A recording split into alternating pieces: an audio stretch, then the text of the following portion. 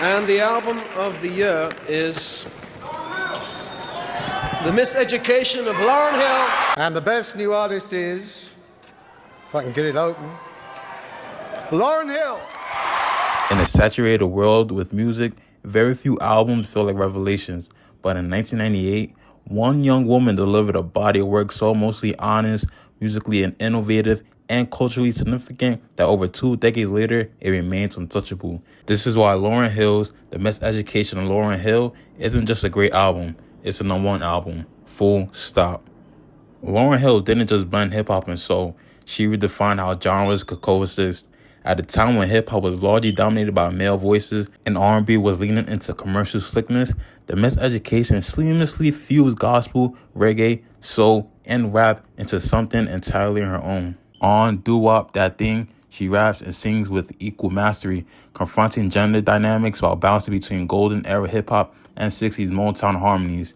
The song hit #1 on the Billboard Hot 100, a rare feat for a debut solo single, and even rarer for a black woman rapping and singing simultaneously. Hill didn't just cross genres, she collapsed them. The result was a spiritual and sonic experience that still sounds timeless today. Where most artists choose a side, vulnerability, or strength, Lauryn Hill embraced both, embodying a young black woman's full emotional spectrum. In X Factor, she captures the ache of love turned toxic with poetic restraint. It could all be so simple, but you rather make it hard. Love You is like a battle, and we both end up with scars. It's not just a breakup song, it's emotional excavation. Her delivery, drenched in pain and resolve, elevated R&B songwriting into something raw and literary. Meanwhile, To Zion is a bold declaration of maternal love in defiance of societal expectations. Hill shares a story of choosing to keep her son despite industry pressure to prioritize her career.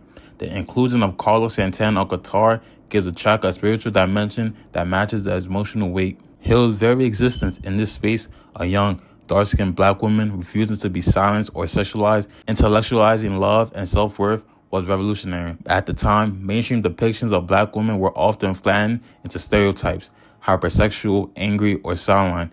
Hill shattered those archetypes. In Final Hour, she declares, "Now don't you understand man universal law? What you throw comes back at you, star?" Here, she's a prophet, a preacher, a scholar, unapologetic, conscious in her art, pushing hip-hop towards spiritual and philosophical domains rarely explored in the mainstream. She inspired an entire genre of women to reclaim their narratives, influencing artists like Beyonce, Janelle Monáe, Rhapsody, and Jasmine Sullivan, all of whom cite Hill as a blueprint. The Miseducation of Lauryn Hill didn't just receive praise, it conquered the charts. The album debuted at #1 on Billboard 200 and sold over 400,000 copies in its first week, unheard of for a debut album of artists at the time, especially one with such deeply personal and unconventional sound. At the 1999 Grammy Awards, Hill made history by winning 5 Grammys in one night, including Album of the Year, the first hip-hop R&B album ever to win that honor. She broke barriers for black women in a system that had historically excluded them from major recognition. But the accolades are secondary to the lasting influence. Even today, the album is studied in college courses, quoted in books, and dissected in think pieces. It's not just an album, it's a cultural artifact. Perhaps what makes A Miseducation even more powerful is that it stands alone. Hill never released another studio album after that. Not because she couldn't, but because she already said everything she needed to say. This one album has cast a shadow longer than most artists' entire discographies. Every year, a generation discovers it, and it still feels urgent in the age of streaming, virality, and musical chum. The fact that a 25-year-old album continues to sell, stream, and move hearts is evidence that its unshakable relevance. Drake samples X Factor on Nice for What. Cardi B references it. Kanye West called one of the greatest pieces of music ever made. It's one album that critics, fans, and artists across genres all agree on. The Miseducation of Lauryn Hill is more than music. It's scripture, memoir, protest, and poetry all at once. It remains unmatched because it's never tried to be trendy. Lauryn Hill told the truth, spiritually, politically, and musically, with no filter and no compromises.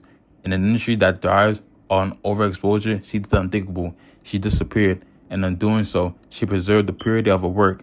Every note on Miseducation feels intentional. Every lyric edged from live experience. So, when we ask, why it's the #1 album? We're not just ranking it by the charts or awards.